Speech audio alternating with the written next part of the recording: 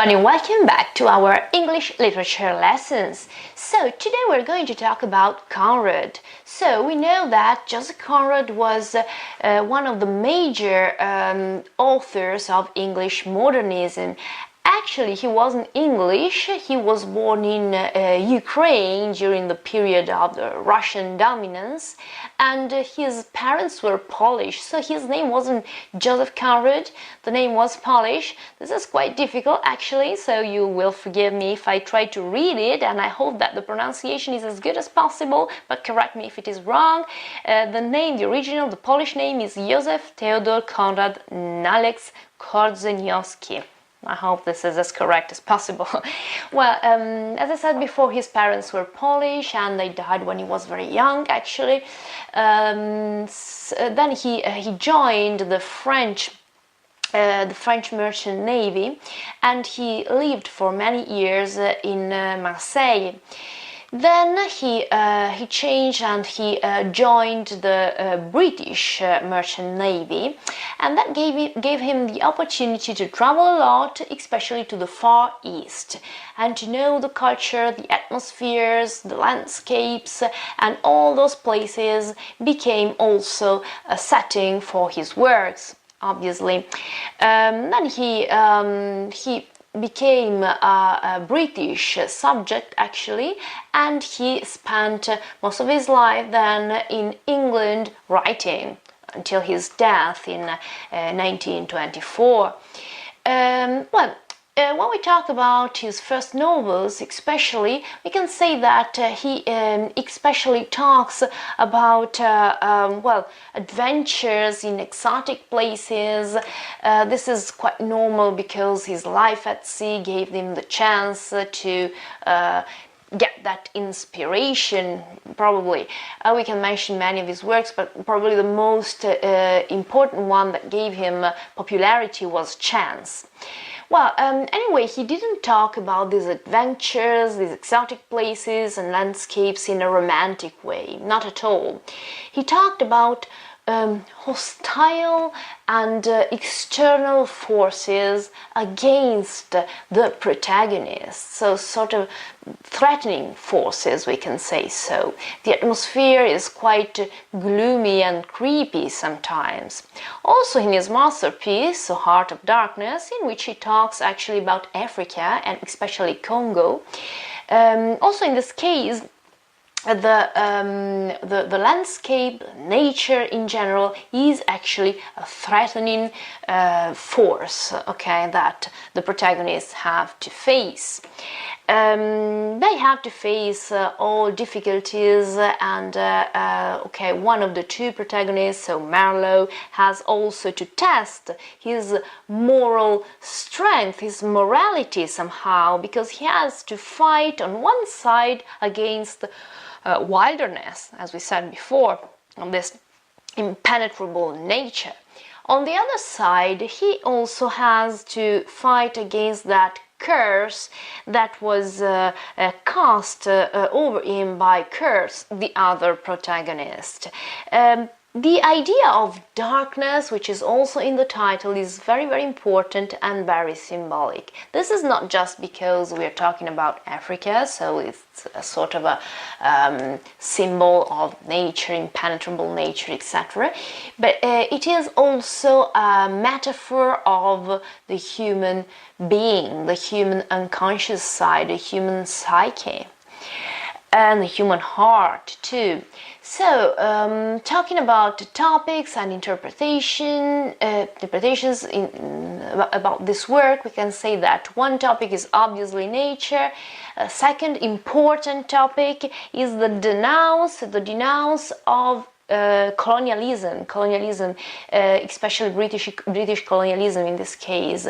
In fact, Kurtz, the other protagonist, is at first he represents this sort of godlike power of colonists that actually try to exploit the environment, to exploit people, try to exploit landscapes, and to act like God and to impose their own patterns of society. We can say that it is strongly criticized, especially because it seems to lead always to greed of power, and this is quite important. And then there is a third interpretation, we can say so, and it's a psychoanalytic interpretation, actually, so sort of a psychoanalytic perspective. Well, we can say that the whole plot, the whole work is a journey into the unconsciousness of the human being. We know that modernism was the period of the so-called decay, or decadentismo in Italy, or decadence in Germany, which means the decay of past values, standard values, patterns. You can say those certainties that are now shattered, and so there is a sort of new, there's a sort of a disorientation and a sort of a new research, and this new research is focusing on the individual. This is why also in literature there's a shift from the external plot, so events outside, to the internal plot, so events inside the individual, so inside the character. And there is a completely disgregation of the traditional plot and traditional syntax. New techniques like stream of consciousness, for example, or interior monologues, or free association, and so on and so on. So in this case, this is quite modern, because this is a real journey into the unconsciousness, so the unconscious side of the individual. So Africa is savage, and it isn't under the control of morals. This is quite important. And Europe outside, which tries to tame that unconscious side of the individual, which is Africa, is actually seen as a tyrant. Now Kurtz, who is the second protagonist, you remember I mentioned Marlowe before, Kurtz is the other one, at the end of the novel is actually the shade of himself.